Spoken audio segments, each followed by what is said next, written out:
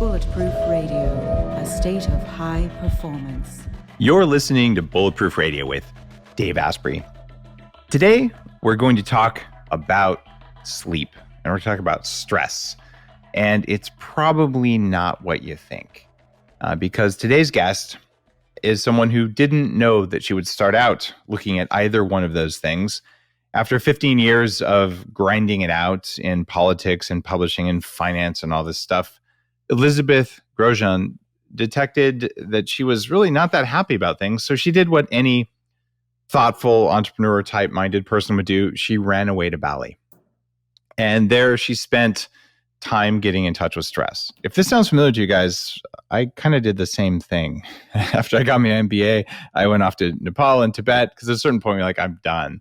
But she went into meditation and yoga and healing and figured out what was going on and said, all right, how do I do something right and something that's going to improve sleep? And she came out with the first and only non-toxic weighted blanket, which is what we're going to talk about today, which is about stress and sleep and the path of becoming an entrepreneur and a lot of things that you can use for your own knowledge around sleep. And yes, before we get going, I actually sleep underneath a Baloo blanket every night because, well, you can measure that it works, which is something I like. And that's a bar for anyone to come on to the show like this. Elizabeth, thank you for being here. Thank you so much, Dave, for having me. I'm really excited to be here. I'm planning to pick your brain a little bit about your entrepreneurial side of things, but really, I want to know what you know about weighted blankets and sleep. Let's get started with that, and then I want you to tell me, how you got into this. But first, the meat for listeners are saying, all right, weighted blankets, what the heck? So let's just jump right in. Weighted blankets. If people haven't heard of them, what's the deal? Yeah, so a weighted blanket is quite literally a blanket that's weighted to provide an extra feeling of pressure to your body while you're sleeping. So you'll see them in the market anywhere from 10 to 30 pounds. They're usually quilted. There's some kind of filling inside, and you use it at night while you're sleeping, and people rave about them. They make going to sleep faster. They make sleeping deeper, getting higher quality sleep more easy. And that's it in a nutshell. I first heard about weighted blankets maybe 8 years ago from the autism community. And I went and I looked kind of long and hard, and I found some website somewhere where someone was making them some sort of weird plastic fill. I don't actually know what's in there. Before that, people would make them with metal plates and then like little metal discs. And I did buy one, and I thought, this is kind of useful, but it's very lumpy. I noticed some differences in sleep, but it wasn't really, it wasn't something that I felt like I wanted to sleep with. So I did it for a few months, said, there is a difference here, but I don't like it.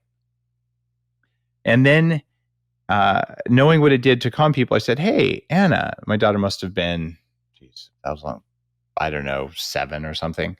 I said, do you want to try this? And she tried it. I was like, Daddy, I really like that. So then what I found was the kids, my son too, would steal the weighted blanket because they were feeling something, even though I'm like, I don't really know what's in there. And there's plastic pellets or whatever. And that was what got me interested. And I thought, well, I'm probably not going to do this because I don't want hunks of metal and I don't want whatever. I don't even know what's in there. So when you came out in 2018 and said, I have these non-toxic things, I'm like, I'm really interested. So roots in autism, for sure, but I don't have autism or Asperger's, at least not anymore. My kids don't have it, but it still changes sleep. What changes in sleep do people see from weighted blankets?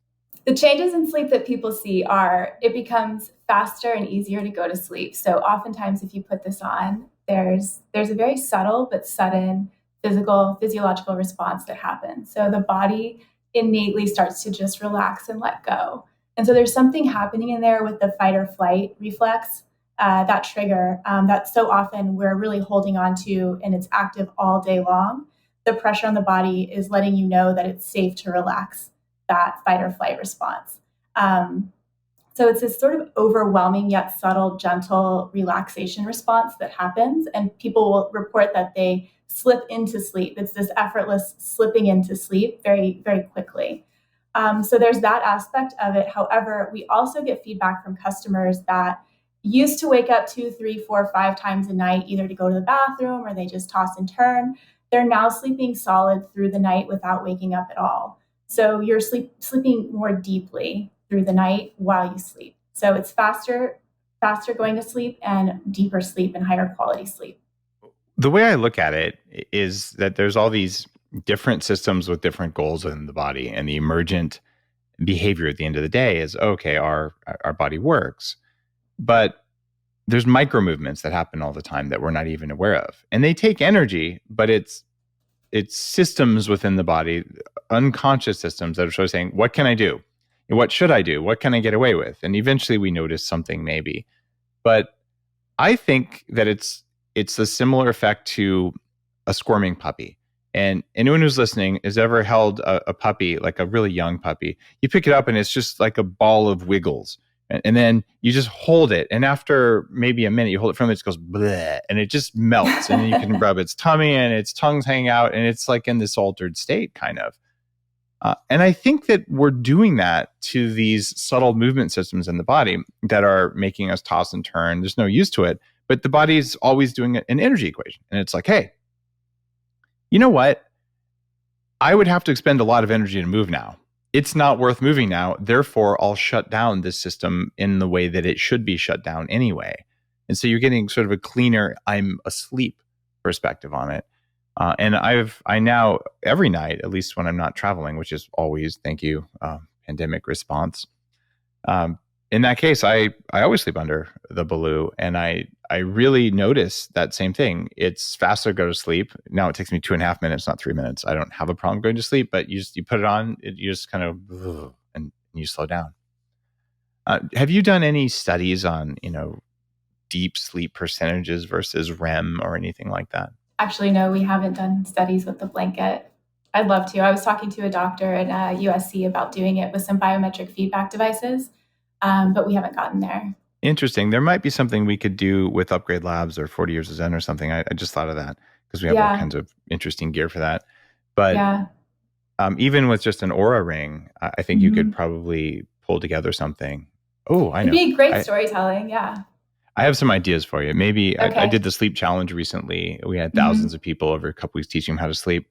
I bet that we could get some people from the challenge to get a blanket and report their scores with and without. Because what I sleep onset, I know you guys have that hacked, and I feel like my deep sleep is deeper, but I haven't done like statistical analysis, and I'm just one guinea pig. So how would we really know? Right. For anyone listening, that I care about ROI. Which is not based on how much you spend. It's how much energy does something take, right? And how much do you get back, and how much does it take to do it? And if you can swap something out to make a one-time behavior change, so you don't have to every day remind yourself. Doing squats every day is high energy because you have to remember to do it every day, and it's a pain, right? But you'll still do it because it's worth it. But if you could change shoes and the new pair of shoes automatically did squats for you, you would change the shoes and never think about squats again. And I feel like with weighted blankets, you change the blanket and you don't have to think about it anymore, and you just get the added sleep benefit. So to me, it's a very high ROI perspective. Talk to me about toxins in weighted blankets. So you're non-toxic, and I know there's all kinds of garbage in bedding that I'm concerned about. But what is present in a lot of blankets and a lot of weighted blankets that you don't have in your blanket? Well, when we first launched, when I looked around the landscape at what was being offered to people for something that I thought was a very beautiful and personal experience, and obviously you're taking this blanket to bed with you, and like any bedding, you're spending hours in bed touching it. I saw a lot of synthetic materials. They're calling it minky now, so it's just polyester type fabrics, and the predominant. They're calling it what, minky? Minky. I think the Chinese factories made up this word, minky. And it's now in use sort of in the American vernacular for weighted blankets. And then the most common fill that I saw at the time was these plastic poly pellets. And so the idea of doing something good for yourself by using a bag of plastic felt so negative to me in terms of the environmental aspect of that. And energetically, I just didn't like the idea of that at all. So we launched by using pure cotton, which is certified by Oecotec standard, which means it's been lab tested post-production to be free from, it used to be the 100, but now it's over 300 of the most commonly found chemicals and toxins that are used in textile production.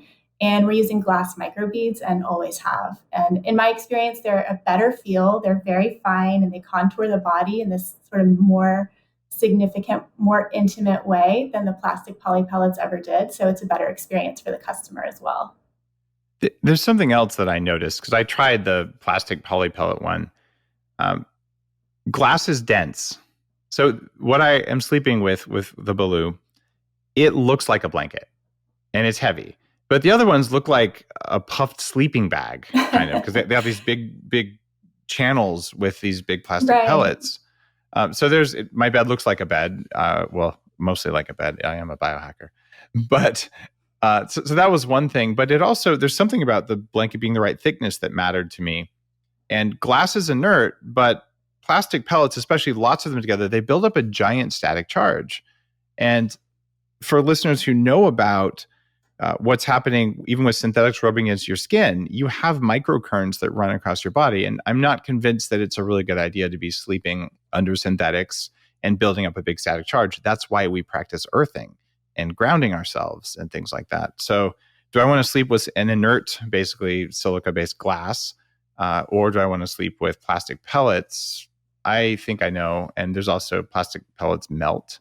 Not that my bed catches on fire that often, but I still think that just it's a good thing to be a little bit more civilized about it. Where do you get your glass? Is it recycled? It's not recycled, as far as I know. I know. There's always something to do. We're just continuing to improve. We have eliminated all of the plastic from our packaging, and we have a lot of other environmental initiatives that we work on. To be perfectly honest, if I was to cut my Baloo blanket open and pour it in my garden, and my garden, by the way, is an organic farm that feeds my community, and also it's not just a little hobby garden, it would do nothing but do the same thing as sand. Exactly. It's just sand. And I've never seen any leaking out because these are microbeads, but they're not super tiny. At least I've never had. They're larger than sand. They're slightly larger than sand. They're actually quite beautiful. They're these round, soft, rolly beads. If you put it on a counter, it will roll and never stop. So you want them to stay in the blanket because they become a bit like glitter when they get out. They stick on everything. But they stay in their place. Okay, cool. So I've never seen one leak out, but I was like, what do they look like? No. Okay, Yeah. so I am a believer, and I have tried other weighted blankets, and it's one of those things where like maybe you could do every step right, and you get a better result. And I think that's why I wanted you on the show. Now, you also went to Bali, and I was in Tibet, and I had people have heard me talk about it. They're longtime listeners. I'm on the side of Mount Kailash drinking yak butter tea, going, "Wait, why do I feel so good?" Did you have like a message from above saying, "Thou shalt make a weighted blanket"? How did that come about? Two things. So one was I definitely had profound moments of shifting and changing that I felt in my body while I was in Bali. That came as a direct reaction from just being in this magical place. So there was that. And then the second was all of these experiences that sort of led me one foot in front of the other to knowing that I wanted to start a business, to start searching for the right product in the market, to getting a sample of a weighted blanket, bringing it back from the factory to my villa in Bali and trying it for the first time. And the experience of putting it on myself, I will never forget. It was a spiritual experience. I mean, it felt so good to me, and it was so surprisingly good.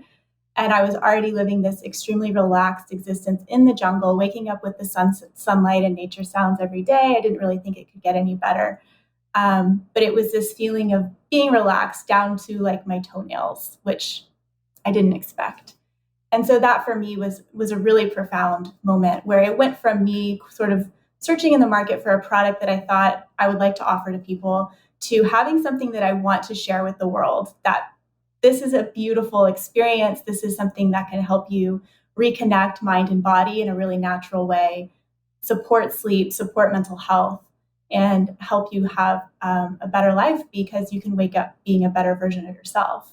So that's why I say that the product is the vehicle for the message that I want to communicate to the world, because there's so many things happening through just this simple experience of using a weighted blanket. Are you still in Bali? How does that work? Are you one of those I live on the beach and run my company people? I really would have loved to be one of those people. I tried to make it work. I was there for a year and a half. We launched the product while I was living there.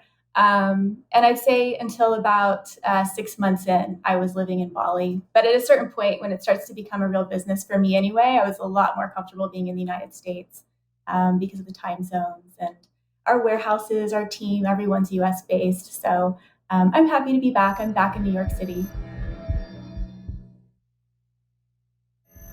It can be a challenge to run a company remotely. I actually do live on an island, and I have for 10 years now.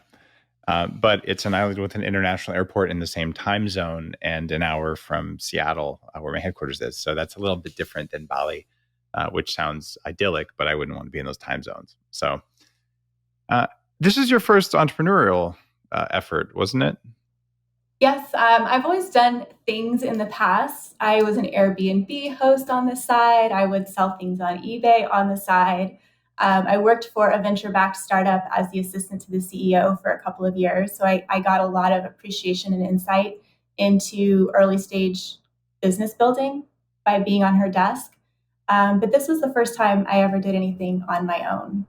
And I did not ever set out to become a CEO or launch a business per se. This was an idea that I loved that I wanted to test. And it's gone step by step and grown much faster than I ever expected.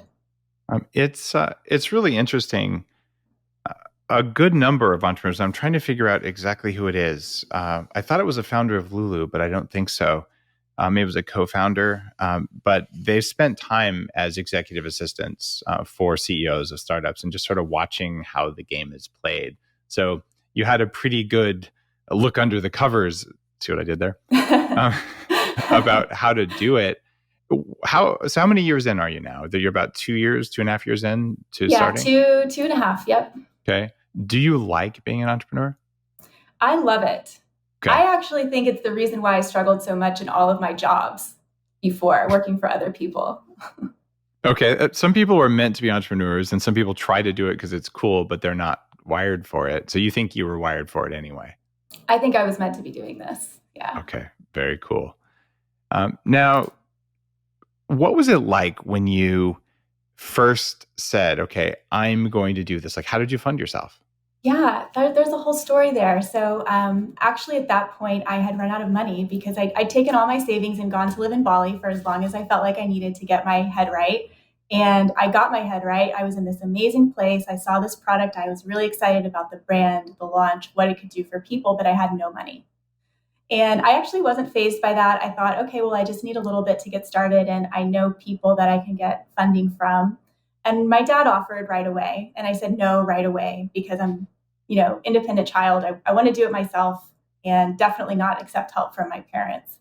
And, we grew up very like middle class, definitely didn't ever have a lot of extra money around. So I think it was a point of pride for me that I actually wanted to be able to bring something back to the family instead of take from the family. And I had a session with a healer in Bali, someone from California. It's a theta healing session. It involves a lot of circular breathing and meditation. And I don't really know the mechanics of it, but I know I had this experience of meeting my dad on another plane and we were communicating with each other.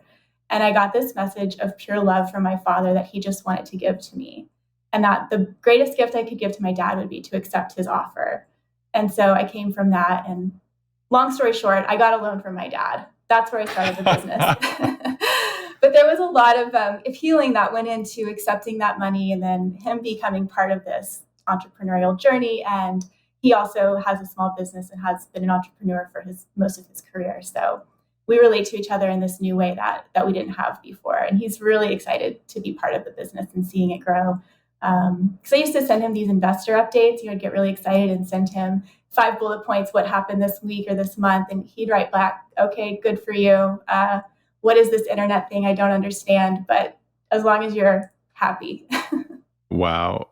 So were there plant medicines involved in Bali? It seems like there usually are. Yeah, there are many, many options. I had a very wonderful ayahuasca experience there. And it wasn't the first time I had tried ayahuasca, but it was by far the most meaningful experience that I've had. And so that was, I think, a part of what felt like for me, for the brand, a download, was this brand, the brand name, everything, that the look and feel of it, the name Baloo, the bear. Baloo is named after the Jungle Book character from Rudyard Kipling, Baloo. And I just always thought it was a beautiful name and had been saving it in my back pocket for maybe a dog or a child, I don't know. And, when I needed a business name, I just pulled it out and did a trademark search, and it was available, which I feel like that's the easiest naming story I've ever heard of. Yeah, when you were saving, that was still available. That's cool. So all of these things kind of fell into a place where it never was me whiteboarding it. I never was saying, okay, what's our customer avatar, and let's come up with a brand that customers will connect with. It was just a fluid expression of the experience that I was having that I wanted to share with people. And I think a really big part of that was the ayahuasca journey, but also just the island of Bali itself. I don't know if you've spent time there before. Not yet. I was planning to, but someone shut down all the... So I was in Ubud, which is considered to be the spiritual heart of the island. And the legend sort of tells you that the inhabitants of Bali came from another island in Indonesia, which was under attack. And so the royals of that island took their entire court and all their artists and artisans with them and settled in Bali. So everyone in Bali has this heritage of being descended either from royalty, artists, or courtesans. So you have a really strong artistic and regal culture there. And you have this fertile jungle with so much vegetation and animals and birds. There's a volcano and tons of prayer and meditation that's been going on there for centuries. And I feel it physically in my body when I'm in that space. I can just start to feel a purge. Usually a purge happens when I arrive in Bali. Either there's something that's out of alignment that I've been tolerating or been blind to, either a relationship or something like that will within days come to a head and get resolved by being there. I've come to believe that certain places have more power than others. And I've been to some of the most spiritual places on the planet, and I'm fortunate to have done that. But yeah, it's hard to put words to it, but you feel different there, and there's a different energy there. And to an engineer like me, admitting that I was noticing that was a little bit of took a little bit of soul searching early on, because I'm like, all places are supposed to be the same. And that message in my head was like, well, that's not how it is, even though that's how it's supposed to be. So I had a lot of that programming that says that can't be, therefore it isn't. So I'd say, well, it was random that I was feeling different every time I came to this place. And like, wait, if it happens every time, it's not random. And you go through this. Did you grow up with a kind of a spiritual perspective on things, or did you stumble into that on your journey? No, I was always very curious about psychology and spirituality. And my mom always has been as well. She's a social work background, and now she's a certified life coach. And so our bookshelf was always filled with, looking back on it, self-help books. But as a kid, I was curious, so I would pick them up and read them. And I was raised in the Episcopal Church, so I would go to church camp. And I'm not a religious person now, but I think that growing up with a framework for religion and spirituality was also really informative for me, and gave me a space to ask questions about things that are beyond the literal world that we can see, touch, and feel. That makes sense. You're open to the experience. And you had something profound happen with your dad there that I think would be of benefit to listeners to go into a little bit deeper, if you're okay with it. I'd love to talk about it. I look back on my early entrepreneurial experiences, and I can draw from that to draw parallels. And I had a real hard time accepting help, right? Because I had this idea that anytime I would accept help from someone, I would owe them. And like, I don't want to be in debt, right? So it's like, I'll just do this all by myself. And largely, the number of billion-dollar early internet opportunities that I missed because I was afraid to accept help, I can't even go into the numbers and the times. And I recognize now that was my own limitation.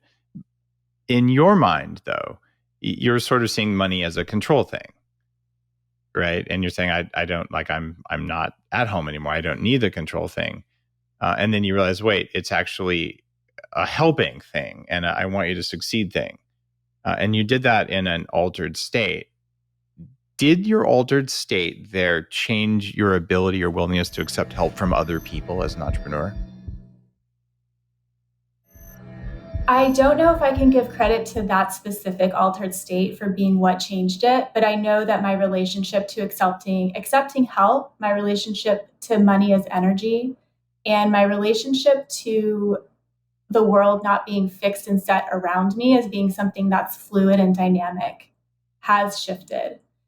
And I think partly the experience of accepting help from my dad and then having success with his trust that he placed in me was a very big growth experience. And I have since that time been able to accept and receive loans from friends, which I've paid back, and help from other people in a way now where I almost expect the help that I need to come to me before I know how it's going to come. So I think it's less about trying to control life with this sense of what is it that I, with my analytical mind, can understand, see, or predict, and more about feeling into, on a deeper level, energies and being open and receptive to allow something to come in that I couldn't have predicted at the time.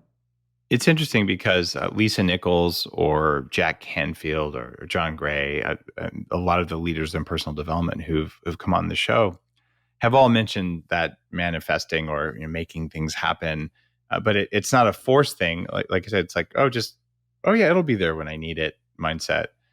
That enrages some entrepreneurs. Like, how dare you? Do you feel nervous that sometime maybe it won't be there? No, and I'll say that the reason I don't think that's an issue for me is because my motivation in business is not to achieve wealth or to do something from my ego. I didn't want to become an entrepreneur because it looked cool. It just happened because I wanted to do this thing. And that's how you do a thing, is you become an entrepreneur to get it done. If you want to buy something that doesn't exist, what else are you going to do? Right? Yeah, you got to make it and then offer it to people. And that's how you become an entrepreneur. That's one way that I know of to do it. And so, this question of sort of success or failure as a CEO or as an entrepreneur to me is an interesting question, because how do you define success or failure? I mean, I've missed a lot of opportunities and could have made a lot more money in my 2.5 years in business so far. I could tell you about mistakes that I've made, but I wouldn't say that any of them were failures per se, because my metric is not necessarily only about how do I make the most money. It's about how am I learning as I go? How am I developing myself as a leader, as a person, as an entrepreneur? And are we having fun? What percentage of your time every day or every week do you spend doing stuff that you hate as an entrepreneur? I mean, never. Okay. I'll have to give you a more accurate answer. There are things that I hate doing, but in the background of that, the context is that there's nothing I would rather be doing. There's no one making me do it. I'm doing it because it's part of this framework of something that I'm building, that I love, that I care for, and it's being done for a purpose. It's not being done to please somebody else. Okay, so you're willing to do the stuff that you don't like because it's worth it. Okay, then what percentage of the time do you spend doing stuff that's kind of neutral? We're like, I could do that. It doesn't give me energy, but it's okay. I would say the majority of the time is neutral. And what percentage of the time are you doing things like, yes, this gives me energy. This is what I want to be doing? I'd say like 10% of the time. Okay. So Should only probably 10% of your time ratios. is. Okay. So Yeah. 10% is recharging. 80% is, I could do that. And 10% is blah. I'd say that's about right. All right. Does that make you sad that you spend 80% of your time doing things that don't make you happy? I think that there is, I've been asking myself the same question. I'm trying to understand myself, because there's something about the stubborn satisfaction of getting things done and making progress. So like, I love to work. I've always worked hard. Some people don't love to work hard and they find other ways to exist. Like I have friends that never work and they're great. They're always having fun. I've always worked hard and I continue to work hard. I think it's something about the way that I'm programmed. And I actually have so much satisfaction, even if it's not the most enlivening task. The stuff I love is like new product development or photo shoots or creative concept building. Most of my time is spent, though, in the day-to-day running of the business because we're still a pretty small team. But even though I wouldn't call it fun, I really feel happy when I'm doing it. That's good. So you can have a sense of gratitude when you're doing those things. The questions I'm asking you are straight out of Dan Sullivan's work. Dan's been on the show. He runs a program called Strategic Coach. I met him through another guy who's been on the show, Joe Polish. And I did about a year of coaching with Dan where he made me think about those things as an entrepreneur. I'm like, I'm going to shift that needle. So my goal is, 30% stuff that's okay, 70% stuff that gives me energy, and 0% stuff that I hate. Nice. I'm going to listen to that episode. Yeah, definitely. Dan Sullivan. I don't know the number, Sullivan. And his company is called Strategic Coach. It's probably on his website. But the reason I was asking that is because you're only 2.5 years in, and you've also been an administrative or an executive assistant on the administrative side, where you're like all about getting stuff done. And it's really interesting to watch as entrepreneurs grow and evolve to realize, well, wait, I like to work, but like I'm doing versus like the strategy work. I mean, do you have like a product plan? Are there a bunch of new like sleepy things coming out, or are there like different weights of blankets? Or we have all kinds of new things coming, yes, and things that we didn't get to this year that are on the roadmap for next year. So okay, so you're still growing and evolving the product line. Yeah. What about different weights? I should ask you that earlier when we were going deep on sleep. But what's the ideal weight for a blanket? So there's a very common rule of thumb, which I think is a great metric. It's 10% of your body weight. So if you weigh 150, pick a 15-pound blanket. That's really simple math. I would say, though, it's not a science. Like you can really, you could weigh 100 or more or less and still use a 15-pound blanket and feel great. It's such a difference of personal preference. I will say that we get more returns on our heavier blankets. So we have 12, 15, 20, and 25 pounds. We get the most returns on the 20 and 25s. Interesting. I just take a couple Olympic plates, I put them on top of my blanket. I'm good to go. All good. And then we get people saying, will you make a 40-pound blanket, please? And so you can't please everyone yet, but. Well, couldn't they just take two 20-pound blankets and just That's be okay what we tell them. We're like, here, buy another one. Yeah. Okay. What about kids? I mean, my kids I have the 20-pound blanket, but I'm 210 pounds thereabouts, depending on the day of the week. So that's about 10% for me. But my kids borrow it, and they're 100 pounds. Yeah, it's not a problem if you think about it a little further. The size of the blanket, it's a size to weight ratio also. So you have a 20-pound blanket, but it's pretty large. So their body's not that big. They're just going to feel the weight of the part that covers them. Okay. I definitely am to the point now where I am ordering blankets for the kids because they really do come and steal mine. Yeah, their kids are so receptive and so open, especially weighted blankets. I feel like kids are really benefit from them. And we're launching children's in December or January. It's a work in progress, but what we wanted to come out with was obviously not white. Our line is white weighted blankets because I love the white, serene bedroom look. But kids are not doing white. They just look like blankets. We're doing vegetable dye colors for kids. So we're coming out in a soft, like a sandstone pink, a green, and a blue for kids. You're one of the type of entrepreneur, type of person who just looks at all the details, and I'm the same way, where maybe people don't really care about how long it took to truck the coffee bean when it was still inside a cherry, but I did because I thought it mattered. And so you optimize. So you're going, okay, vegetable dye, not synthetic dye, glass, not plastic, and all these things. But you also decided from day one that you were going to be carbon neutral, and you had a different way of doing it. Can you tell me about how you go about being carbon neutral? Yeah. So carbon neutral means that, well, every action that we do as a company, from producing our products to shipping them to our operations, from our team travel, office expenses, et cetera, has an energy cost and emits carbon into the environment. And so I wanted to at least do no harm when I was building a business. And, creating a product, shipping it has a lot of impact in the world. And so we partnered with initially a company called carbonfund.org to invest in environmental projects, primarily reforestation and education. So projects that would sequester carbon from the air, meaning produce a positive benefit to the carbon levels in the atmosphere. But I've recently become in contact with a company called Sea Trees, or an organization or a nonprofit called Sea Trees based in California. And this is actually a cohort of scientists and surfers. It's really cool. So what Sea Trees is doing is focusing on blue ocean strategies. So the ocean actually contains and captures 90% of the carbon that's in the carbon life cycle on the planet.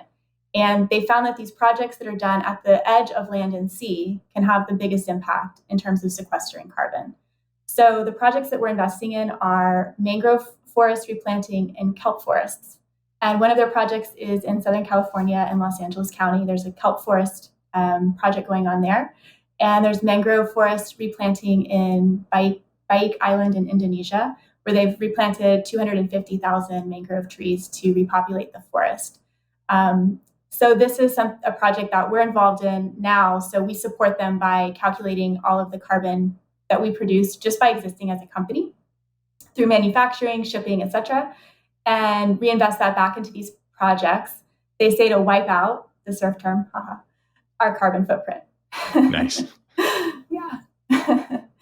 So it's really inspiring to hear this organization speak, because they're so strong, I think, on storytelling, and I think giving hope back to people that there are positive things that we can do to mitigate, what the actions that we're taking as humans for the environment. Well, I love it that you're looking at every detail for what you can do in order to make a clean product. And I think what you've done really stands out. It's relatively easy to take a bunch of shredded, recycled plastic of questionable origin and throw it in a synthetic blanket and put it out there for really dirt cheap. But you can tell, in fact, you can't tell the Baloo blanket when you look at it. It just looks like a blanket. But when you pick it up, like, what's going on here? So it's a very different experience for me, one that I appreciate, just knowing all the thought that goes into it. Tell me about the science of the Baloo weighted blanket. What's it actually doing for sleep? The way that weighted blankets work is through deep pressure touch. There's been multiple studies that show that deep pressure touch stimulates serotonin in the body, which is a neurotransmitter involved in the regulation of sleep that has a calming effect. And serotonin is directly related to melatonin, which is the hormone that triggers your body's sleep-wake cycles, your circadian rhythm, and is what tells you that it's time to go to sleep. So it's similar to being held or hugged, like when we're babies and being swaddled. The nervous system calms down, these hormones and neurotransmitters are generated, and the body slips into deep sleep. And there's actually a recent study was done in Sweden, specifically on weighted blankets. And it was a smaller sample size, so it's more anecdotal versus scientific. But they took a population of people struggling with insomnia, depression, and other mental health issues. And the control group slept with an 18-pound blanket. Their blanket was made of chainmail, similar to the one you said you found 8 years ago. But in any case, it was an 18-pound blanket. At least it wasn't plastic like most of those blankets. It wasn't plastic. The control group got a 3-pound plastic blanket, actually. And in the study, 42% of the weighted blanket participants were considered to be in remission from insomnia after the study, versus only 3.6% from the control group. And the Baloo blanket is made with glass, which is way better than plastic and probably better than chainmail too. At least I think so. In many ways, better than chainmail. So the scientists said that the likelihood of having a 50% reduction of your sleep issues was nearly 26 times greater in the weighted blanket group versus the control group. Well, there you go. There's an argument for weighted blankets and an argument for having weighted blankets made out of high quality, clean materials because who wants to sleep underneath junk? What about sleepers during the pandemic specifically? People are sleeping alone. People are having COVID dreams. They're all stressed. Have you seen any results from weighted blankets? Yeah, when we looked at the data, actually, we saw an increase of 47% in searches on Google related to insomnia and sleep. So people are definitely struggling with sleep right now. And that was a 47% increase in search volume in March and April, year over year. So people are worried, then they're not sleeping well. So they're looking for ways to improve their sleep quality. Right. The good news is there's a lot of hacks, and some of them require more attention than others. And I just think weighted blankets are a slam dunk because you can just put it on your bed and you never think about it again. You go to bed, except one time. And I kind of hesitate to ask you this, but what the heck? What is the impact of weighted blankets on sexual relations in bed? Yeah, you know what I've heard from my friends most often, what happens is that the blanket can end up taking up space between two people and it can become like a wall. So it gets harder to get to the other side of the wall if you're sleeping in bed with a partner. If you bunch it up between you anyway. If you bunch it up between you, that can happen. But on the other hand, if you're better rested, you're more likely to be in the mood. It's totally true. Better sleep will raise testosterone in both partners. It'll raise growth hormone and all that. I was just thinking that having a heavy thing on top of you wouldn't be that ideal. I guess the obvious answer is take it off. But then again, a normal blanket, if you throw blankets between partners because one's a hot sleeper, one's a cold sleeper. Same difference. What about hot sleepers? How do they deal with weighted blankets? That's a great question. Actually, as I was living in Bali, coming up with how to design our weighted blanket, it's the tropics, it's warm, and most people don't really have indoor air conditioning. So it was always top of mind to me to make a product that could be used in all climates. The other reason for that is because this is not a seasonal product. This is something that you want to be able to use as a self-care tool all year round. So our blankets are designed specifically to be able to be used by hot sleepers and all year round. And the way that it works is because it's just simply a small amount of cotton and the glass fill doesn't trap heat. So they're really quite breathable. And I have got friends that have been going through early stages of menopause, like struggling with hot flashes. And they've texted me, "Oh my God, I had the best night's sleep. Like this really works." Wow. So it does work. I haven't had problems with heat from it. And I've used it with and without a chili pad where you can actually pump cold water underneath on your mattress pad, which works fine. But I've not needed to do that. So I've not noticed the difference there, but normally there's been times when I wouldn't have a blanket on, but I'm not bothered at all by the Baloo. So it seems like you did something right there. Okay. And in terms of using it with other blankets, do you just put it on top of all the other blankets or do you put the other blankets on top of it? My preference is to do your sheet and then your weighted blanket and then any other kind of bedding that you want. Because more than just the pure weight of it, you really want to feel sort of the contouring of it over your body. That's that really nice hugging feeling. Okay. What about washing it? I mean, glass fiber is washed, but how does that work? It's machine washable, cold, water, gentle cycle. For our larger blankets, which we just launched, actually weighted comforters that are a lot bigger. Those we recommend taking to the laundromat just because, not because the blanket would get damaged, but we don't want you to hurt your machine at home with too much going on inside. And then they can go in the dryer, no problem. They dry super fast. Oh, that's cool. So that's probably better than a plastic thing anyway. Melted plastic in your dryer. Oh, that's so cool. Well, I've got to say, I'm very happy with my Baloo, and I knew that there was some science. I did not know about the study from Sweden, some science around weighted sleep and the whole universe of improving sleep. I've gone from someone who would say, I'll sleep when I'm dead. 4 hours a night is better than 8 because I just don't want to sleep because I have stuff that I care about that I'd rather be doing, to the point that, all right, I'm going to get my 6.5 hours, which is what healthy people need to live longest. But I'm going to do it like a boss. And so part of my stack is my Baloo sleep blanket. And I do everything I can to get better sleep because it's so important. So I appreciate that you made a clean product that I'd be willing to put on my bed because I get a lot of crap sent to me that I'm like, I feel bad. I guess it's recyclable, but I don't want to give it to friends because they're my friends. But like, who made this? So you are as far away from that as is humanly possible, where every little detail I feel like you nailed. So, and as usual on an episode like this, you have an offer for people who are listening or saying, I want to try it. I do my best. Guys, you're listening to this. Whenever I have a product on an episode like this, I'm like, hey, let's have a discount for Bulletproof listeners, because you guys know that I'm doing my best for you as well. So you're giving everybody 15% off. They go to Baloo Living, BALOO living.com/Dave. Use code Dave15, get 15% off your weighted blanket.